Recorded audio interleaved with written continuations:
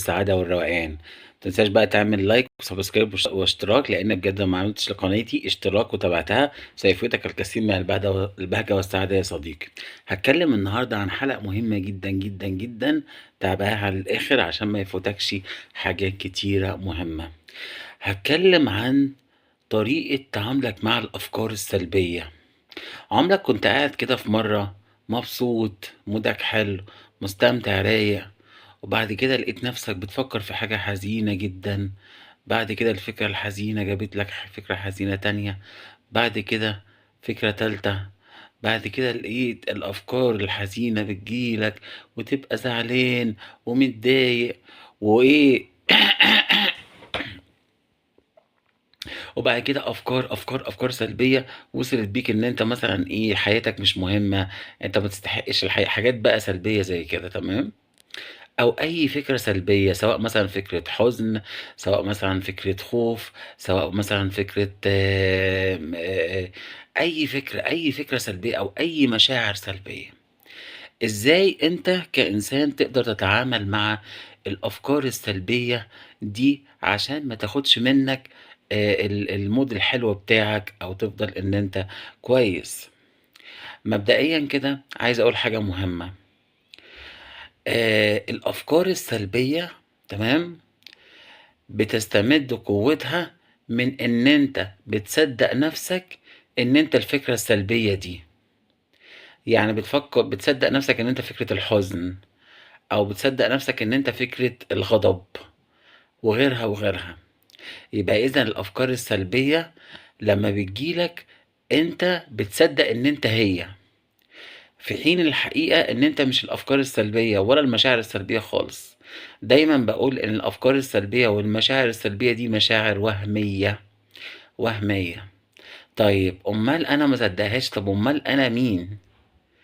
زي ما قلت لك الحلقة اللي فاتت، انت الروح. انت الاساسي هو روحك. ليه؟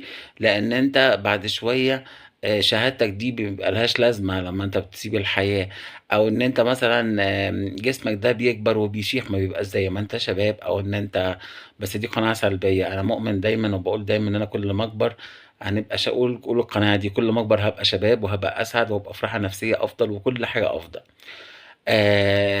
يعني ملامحك بتتغير، شغلانتك ممكن تبقى في شغلانة تبقى في شغلانة تانية، ممكن يبقى معاك فلوس تخسر فلوسك أو تجيب فلوس تانية. إذا كل شيء متغير، علاقاتك بين الناس بتتغير، كل شيء متغير. الثابت في الحياة طبعا ربنا سبحانه وتعالى، والجزء اللي نفخ فيه منك اللي هو روحك، تمام؟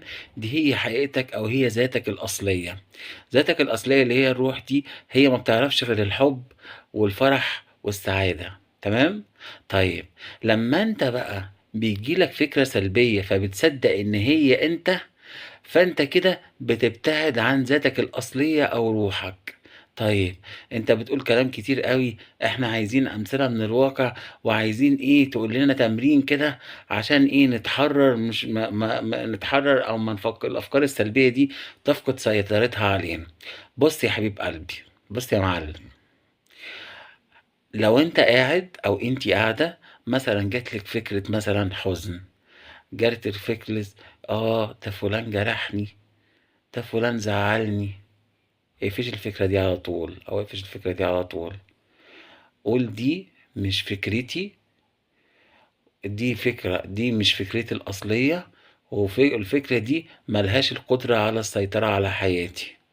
هتلاقيها بتمشي. انتوا عارفين مشكلة الناس ايه بقى؟ مشكلة معظم الناس ان هي بتاخد الفكرة دي وبتعيشها، وبتعمل هنا سيناريوهات في عقلها. عارفين السيناريوهات اللي بتيجي في الافلام؟ بيعملوا سيناريوهات في عقلها. فممكن انت ايه، مثلا حد يجيله فكره حزن، مثلا ده فلانه جرحتني، ويجي من الماضي بقى مين جرحني، وابويا كان صعب معايا، انا اصلا ماليش حظ في الدنيا. شوف هنا بقى، شوف السيناريو، بيعمل سيناريو لانه صدق ان الفكره السلبيه دي هي اصلا هو اللي هو فكره الحزن. مثلا فكره مثلا الغضب. اما يجيلك فكرة ان انت تقوم تغضب، او ان انت تقوم تكسر حاجة، او ان انت تنفعل على الناس، دي برضو مش افكارك، دي مش فكرتك على فكرة، دي فكرة سلبية. قلنا الافكار السلبية كلها والمشاعر السلبية دي مشاعر، مش انت الحقيقي. مش أنت الحقيقي. فأول ما تيجي لك الفكرة دي بقى بدل ما تسترسل فيها تقول ده فلان جه عليّا، ده أنا أقوم أطلّع عينه، ده أنا أقوم أغضب عليه، ده أنا أقوم أربيه، ده أنا أقوم أعمل كذا، كذا، كذا، كذا، كذا، تمام؟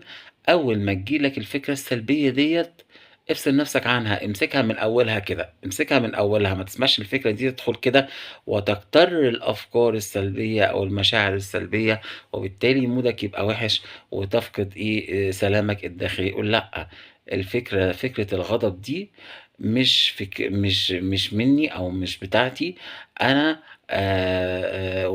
دي فكرة سلبية وهمية، قُل كده جوّه منّك، و ما لهاش قدرة على السيطرة على حياتي، تمام؟ مهما كانت بقى أفكار حزن، أفكار خوف، أفكار غضب، أي أفكار أو أي مشاعر سلبية. التمرين ده على قد ما هو بسيط، بس صدّقني ممكن يغيّر حياتك. ليه؟ لإن الناس أغلبها مش واعيين، الناس أغلبها مش واعيين. يعني ماشيين في الأفكار السلبية، وماشيين في المشاعر السلبية، و والأفكار السلبية بتجيب فكرة سلبية، وبيعيشوا الحزن، وبيعيشوا المشاعر السلبية، وهُم مش عارفين إن دي هي مش هُم أصلًا. أنت مش كده الحقيقي. أنت الحقيقي زي ما قُلت لك هي الروح. الروح يعني طبيعتها الحب، طبيعتها السعادة، طبيعتها التسامح، طبيعتها الإبداع، طبيعتها اللي هي الجمال.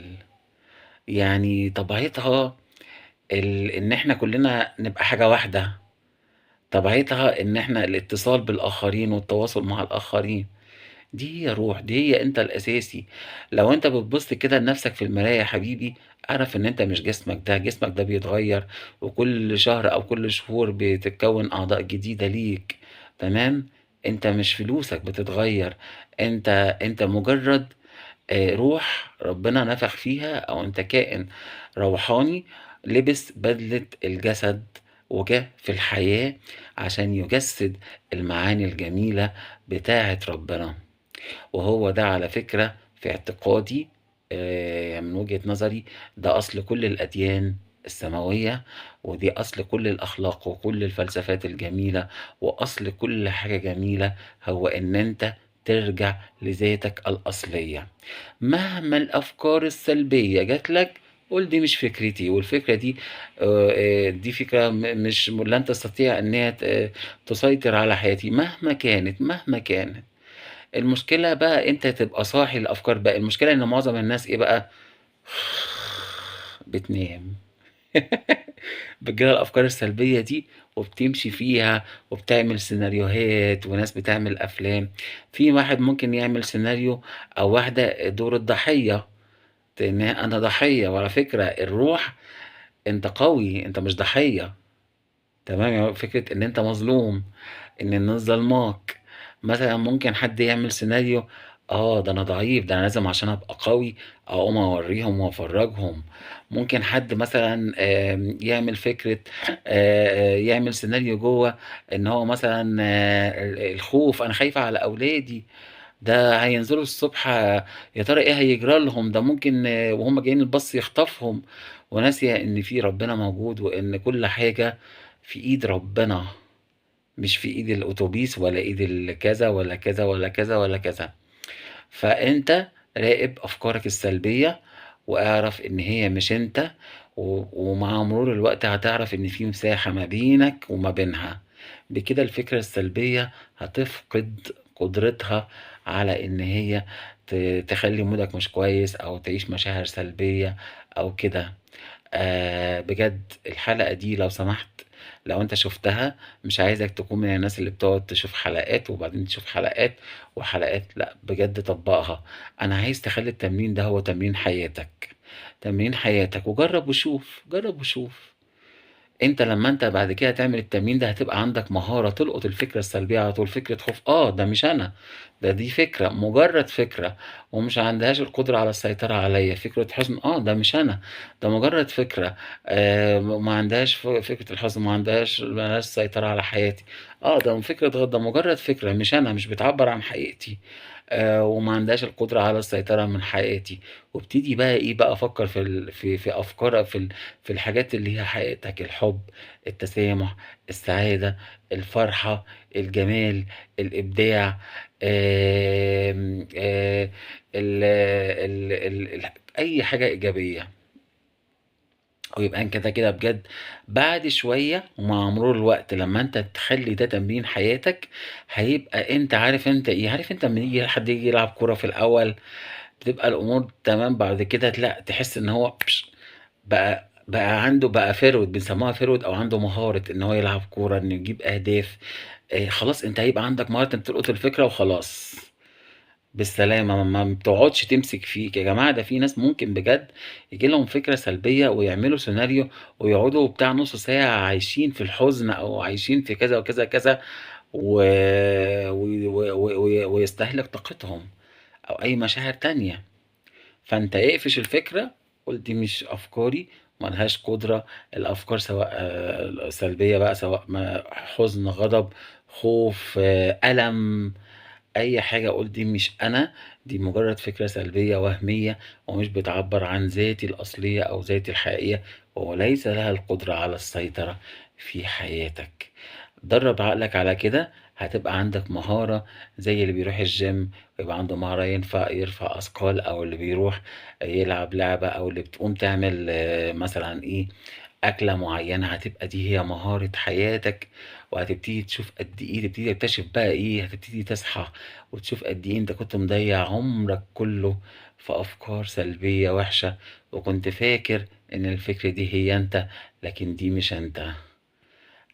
بجد اعتبره تمرين حياتك، هيبقى عندك المهارة إن أنت تمسك الأفكار السلبية وتقول إن دي مش أنت الحقيقي، وصدّقني كل حياتك هتتغيّر، وجرّب ما تبقاش من النوع اللي بيتفرّج وخلاص لأ، جرّب طبّق، طبّق، طبّق، طبّق، طبّق، وما تنساش، ما تنساش، لإن الناس لمّا بتشوف فيديوهات إيجابية بتقعد شوية فاكراها وبعد كده بتنسى، لأ، خلّيك فاكر طول عمرك إن ده تمرين يكون معاك، ده تمرين حياتك، بعد كده هتبقى عندك المهارة وكل حاجة هتبقى جميلة.